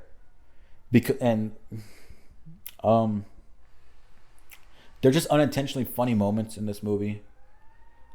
The kids are in a silo with grain in it, and then the monster suddenly knows to go over there to kill them, even though, like, from the point when they make noise to when the point the monster comes, I don't know. There's been arguments about the silo stuff happening. I don't know if you can hear, but there's fire trucks or ambulances out there. But I'm gonna keep talking anyways. There's been arguments about the silo and the grain and stuff, about how the kids are making noise and how sometimes they're singing and sometimes they're not. It's stupid. I hate that logic. I don't understand it. How come they're singing in one area but not singing in the other? How come they can push up the shield so that they can block the monster from killing them? And how come the monster being on top of it, weighing so much, isn't pushing the kids down? Let's see. When they're coming back from the waterfall, the dad and the son, they see this old man look at this wife, like his wife that's been killed. How long has the wife been killed? How long has the old man been standing there for? And then why does the old man suddenly decide to scream, putting the other people in danger? And why, or the monster's like right there at the moment, because when the man screams, the monster comes to kill him. They say there's 3 monsters, but like, do they just happen to be where the humans are? How long has the wife been dead for? What'd she get killed by? Did she get killed by the monster? Why was she separated from the husband? Jesus Christ. God damn it. This film pisses me off so much. And then the end of the film, John Krasinski sacrifices himself by making a noise, or by screaming, so that the monsters get away from the kids in the truck. But then he's doing sign language, because they all speak sign language, because the daughter is deaf, and then it's an easy way to talk. So they all speak sign language, and he's telling them, "I loved you no matter what," yada yada, and then he screams. because the monster attacks him first, but then they attack the kids. But then he has enough time to tell them how much he loves them. But in that time, the monster's hitting the truck and stuff. He's not actually getting into and killing the kids. Did he stop all of a sudden to let the dad do the sign language? Then he makes a loud noise. Why doesn't he just pick up the shovel and throw it at the wall next to him, and then he could escape with the kids? Why doesn't he make a bunch of other noises elsewhere? Why did he have to kill himself? I trust you kids enough to survive and keep your mother safe. Jesus Christ. And then the film ends on a cliffhanger with a bunch of monsters coming to kill them. And then the mom gets a shotgun that she used to kill the monster from before. Oh yeah, I guess they made some new type of frequency to kill the monster, to distract the monsters, which comes and goes at a very distracting points in the film, because the dad's like, "Hey, I made this new hearing aid for you, yada yada. It'll never work. Trust me, it'll work this time." And it makes a loud frequency that annoys the monsters. But why does it annoy them instead of attract? Like, hey, there's a noise. Let's go over there and kill whatever's in sight. Whatever. Another thing that pisses me off is that they lay out sand in the streets when they go walk because it's supposed to make less noise. But what's the difference between walking on sand or walking on the concrete? You're still using your foot to walk on something. It's not like your feet are making sticking noises when you're walking on the concrete. I hate this movie. I'm giving it a D minus. I'm giving it a D. A Quiet Place deserves a D. Overrated hipster garbage. It's not scary. I was not scared at all. Cheap jump scares. A couple cool musical moments. Like the score was a couple cool moments. But besides that, I hated it. It looked okay. It looked good. But, I didn't like it. I hated this movie. Screw A Quiet Place. I'm going to see the sequel. I'm going to hate it as much as well, probably. What else? Ghost, starring Patrick Swayze and Whoopi Goldberg. A really sweet movie. Patrick Swayze's this businessman. He has a friend that works with him. He has his wife he really loves, who was hot as hell in the movie. But then he dies one day. But he's a ghost. And he doesn't know why he's still there.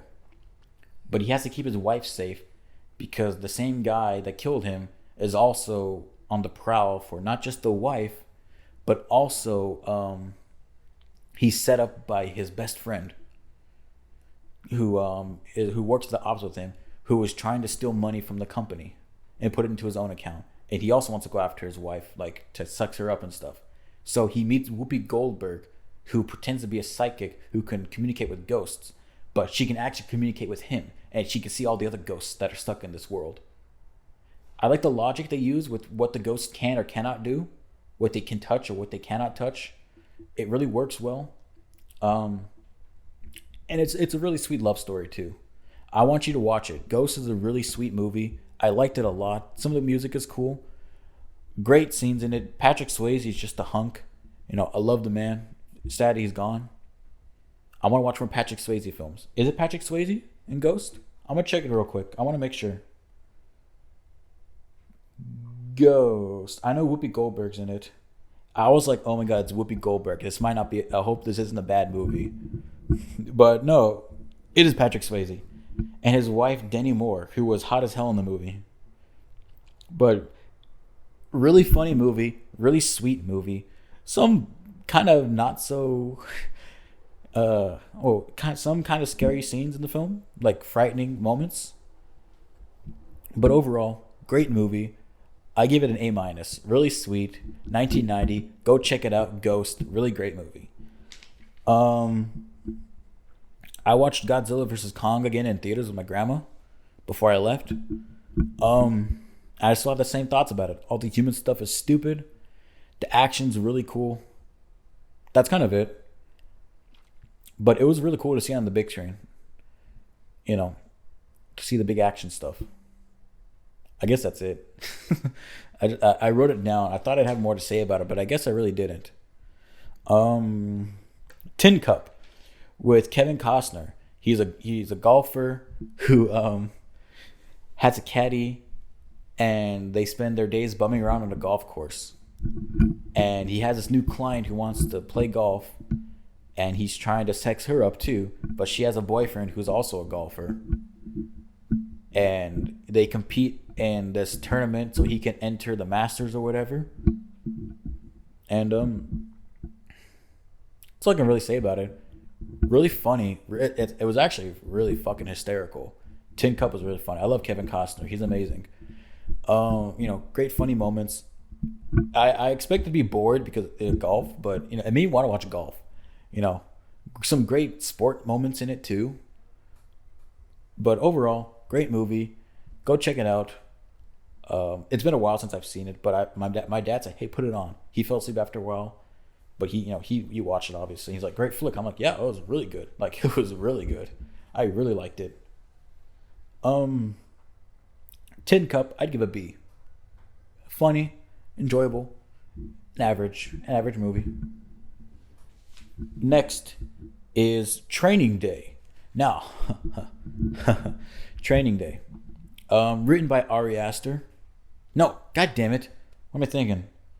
Who am I trying to think of? Training Day. It's written by somebody I know who's famous. David Ayer. And directed by Antoine Fuqua, who also directed the Equalizer films with Denzel as well. So this film stars Ethan Hawke and Denzel. Ethan Hawke's a new cop. Denzel takes him under his wings, and they do some not so okay stuff to get the job done. I understand the message about corrupt cops and stuff, but it was so fucking boring. It really was. It was so long. The pacing was really bad, and I didn't really care for a lot of the stuff going on in it. It was just boring and uneventful, and I didn't care.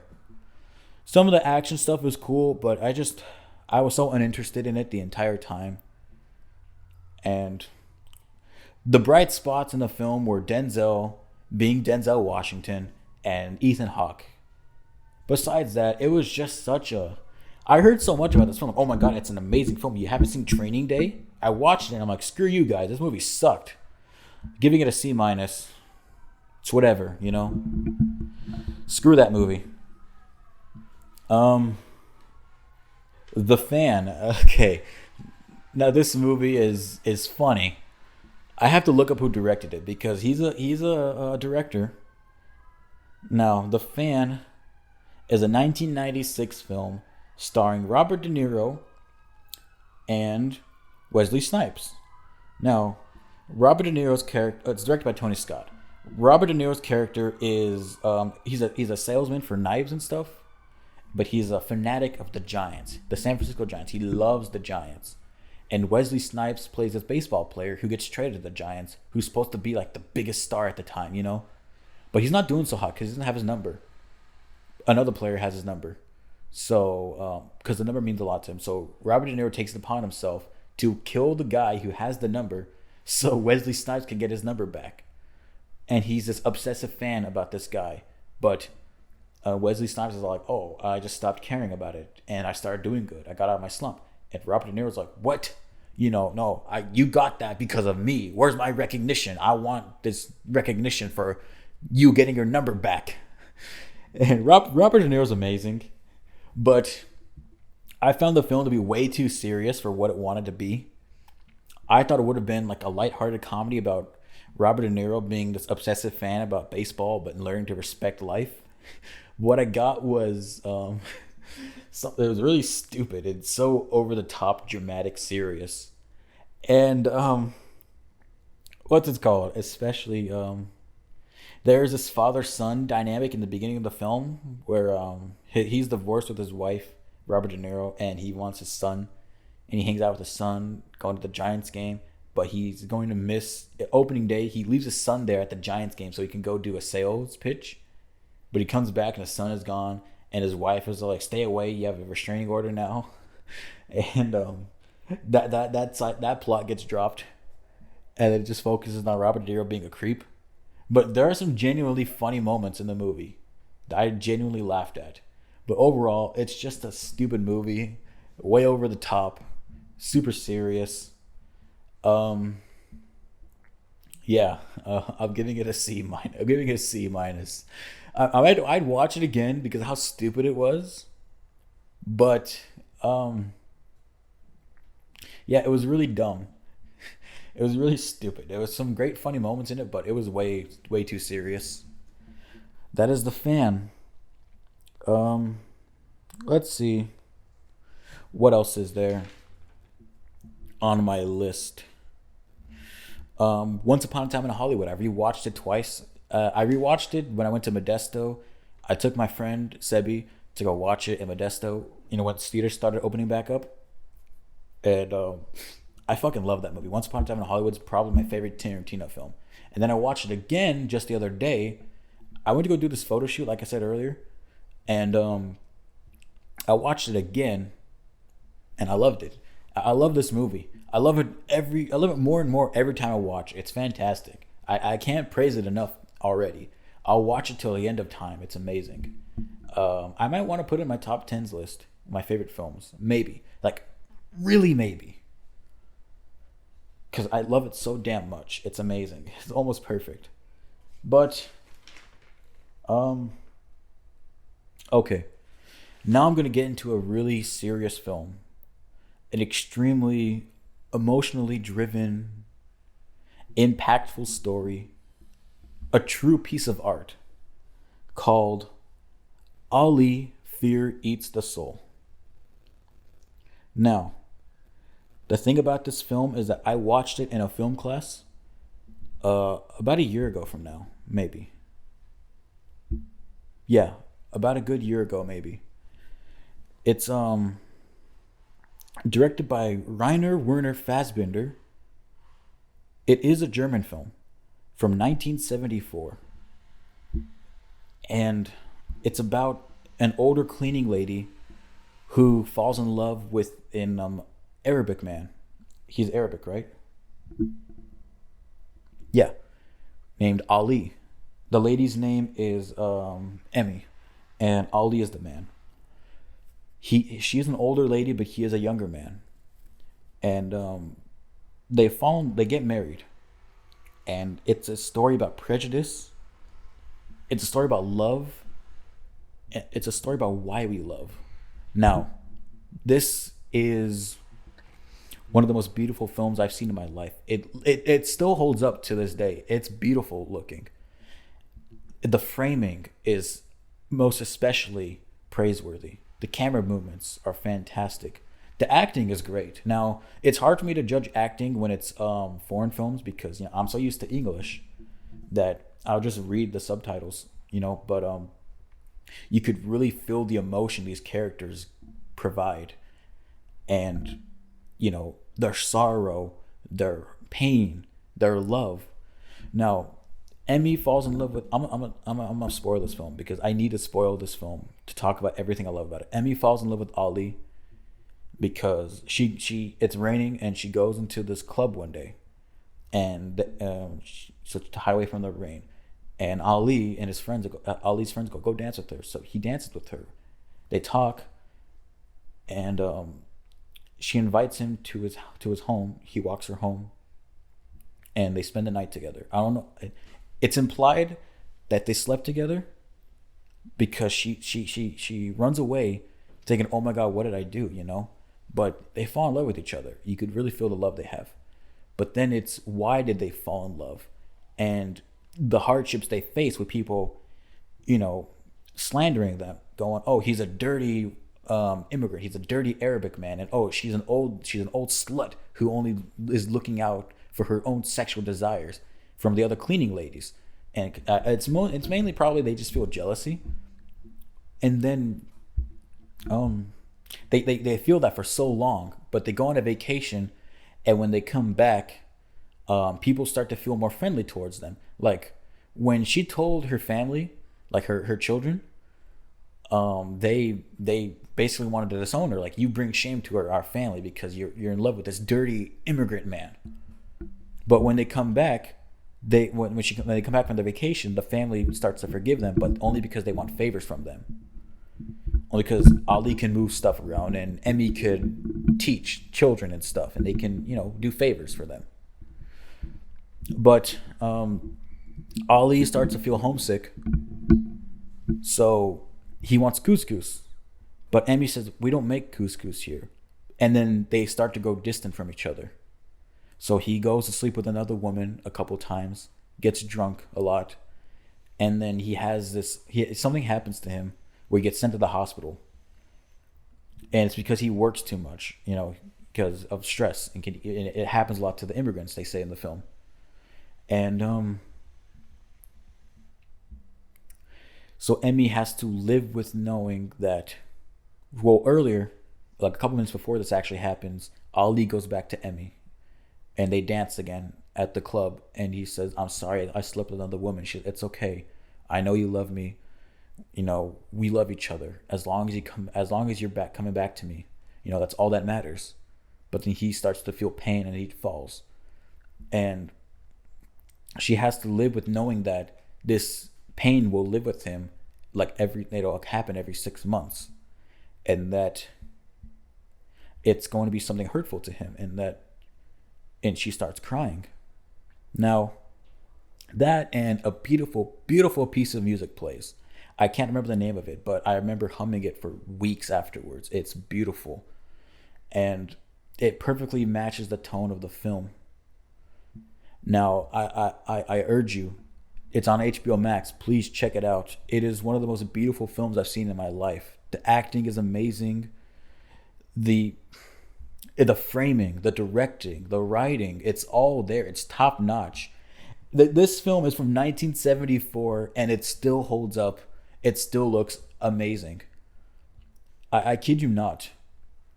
I love this movie. I remember when we watched this film in the film class I was in, you could hear snuffles and tears and people crying. And I was crying. I got teary eyed and I started crying because it's such a pain, love, everything about this film, the way it presented, why we love, and how we love. I made a tweet about it a while back. I want to find it actually. Let me see. Got to go back a while because it was a while. It's been a while since I've last seen this film. Let's see, but I'll keep talking until I find it. It was just, it's fantastic. I loved it.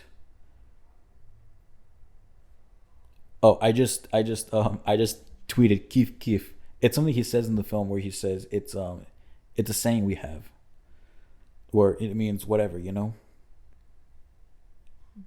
Come on, where is it? Okay, here it is. I For those of you who have seen no, for those of you who have HBO Max, check out the film Ali: Fear Eats the Soul. It's a beautiful film about love, the fear of being alone, companionships, and confronting insecurities. Definitely a film you must see. I still stand by that. It's a beautiful film. It's amazing. I'll give Ali: Fear Eats the Soul an A+. Now, on this channel, I've only given a couple films A pluses. El Camino, a Breaking Bad movie. The Lighthouse. On my Instagram reviews, I gave A Star Is Born and Avengers: Infinity War an A plus because I absolutely adored those films. But Ali: Fear Eats the Soul, it's one of those special movies from a long time ago. It's just fantastic. I really urge you guys to watch it. It's beautiful. Let's see. That's it on my list, but I did see a couple movies within the past couple of days. I set up my TV, my little TV here. It's a small LG TV. It's like a monitor basically, but I set it up and it works fine enough. It's good. Um, image looks nice, so that's all that matters, and it sounds good too. So I took these movies from my auntie's house, my auntie a while back, because she had these movies that she's like, I have too many of them, and I don't want these ones. So here, you can have them. So the other day I was bored, so I threw on. What was the first film that I watched out of all of these movies? I threw on Legally Blonde. Legally Blonde's a great movie. It's about this girl whose boyfriend doesn't propose to her. he breaks up with her because if he wants to be a senator when he's 30, he has to be with a girl who's really serious about, life and stuff. So she decides to enroll into Harvard to try and impress him and get him back. Really, really great movie. It's from 2001, I believe. Now, let me tell you this. This film has aged, but it hasn't aged in an awful way. It's just this film is so early 2000s filmmaking. The camera movements, the dialogue, the way the story progresses, but it's still really good. Who's the girl that plays the girl in Legally Blonde? Did I say, is it Hilary Duff? Legally Blonde. It's no Reese Witherspoon. Why was I thinking Hilary Duff? No, Reese Witherspoon gives it her all. She really brings a lot of charisma to this role. It's really great. And I think it's a really great script too. It's funny, it's heartfelt, a lot of great scenes in it. And there's a lot of scenes about, oh, I'm gonna help you get your man back. You don't have to be super slim like me, or I'm helping you get this man. You don't have to be super slim like me, yada yada. Breaking conventions about blondes being dumb or whatever, because she really shows that she can be smart. It's a great movie. Go watch it. I want to check the sequel out. I'm giving it an A-. It's just good. It's funny. It looks good for being a film from 2001, especially early 2001s where films can not look so hot. Especially movies like this. It looks better than most films nowadays. Like most bland comedies now. I miss movies like this where they don't have to be so serious. The plot is the girl wants to get her boyfriend back, so she attends the same college that he does, but she's not that kind of student. That it's great. I love this movie. I threw it on thinking I just have it on for background noise, but I actually sat down to watch it. The next film I watched was Back to School, starring Rodney Dangerfield. Now, Rodney Dangerfield, I got no respect here. He's great. I love the guy. I've only seen the films that and Easy Money. I'm pretty sure I've seen more. I just can't remember. But Back to School, he plays this guy who owns a business. Oh, he plays his last name is Mellon. I remember that. Thornton, I think his name. Whatever. Mr. Mellon owns Tall and Fat, a clothing line for tall and fat people. Suits, right? And his son doesn't want to keep attending college, so he goes, I'll go with you. We'll do college together. But he's in over his head because he keeps trying to do things the wrong way in college. Great. It's really funny. It's hysterical. I love this movie. I think my grandma showed it to me a long time ago. Really funny. And there's a lot of nude women in it. That's always a plus. Oh, I'm an asshole. But no, it's great. It's hysterical.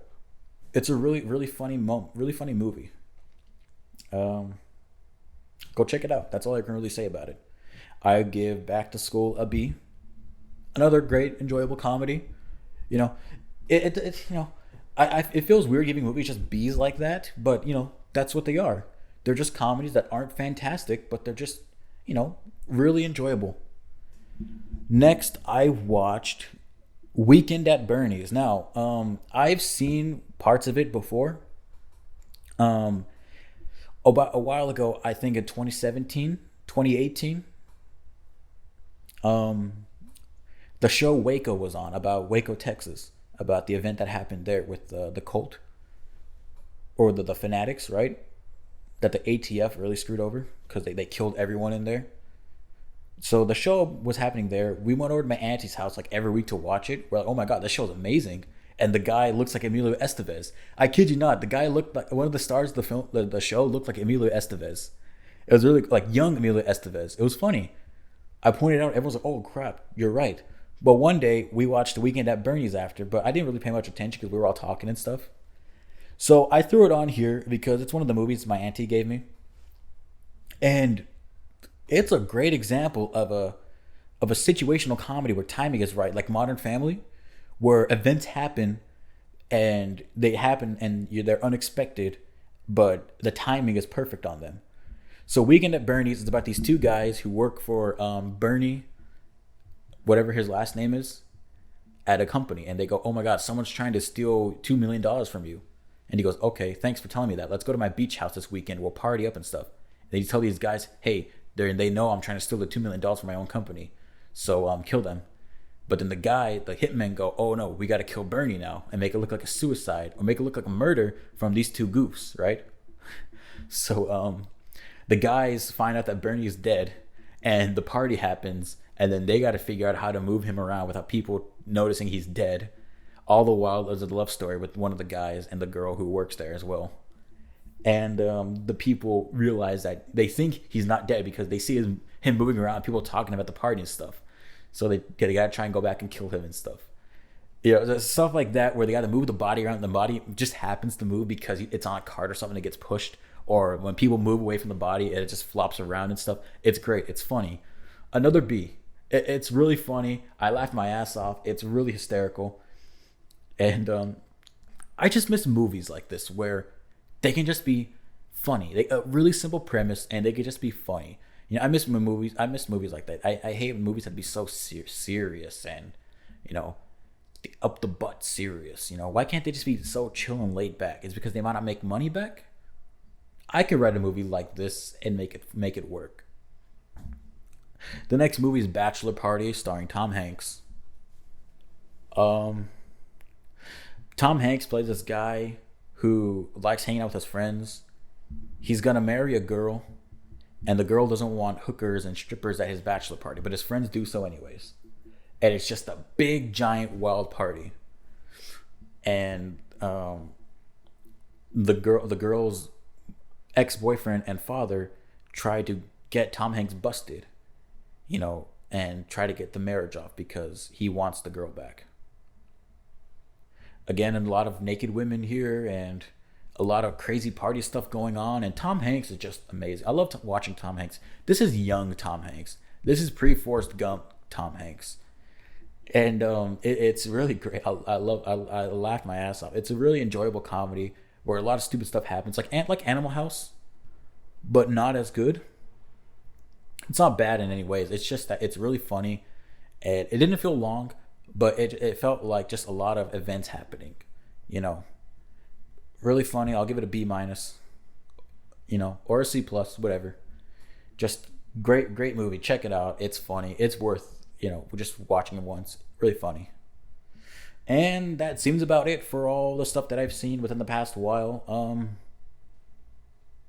watching the Owl House season 2. That's pretty much it. I'm thinking there was another movie that I watched with my dad before I left. I can't remember what exactly it was though.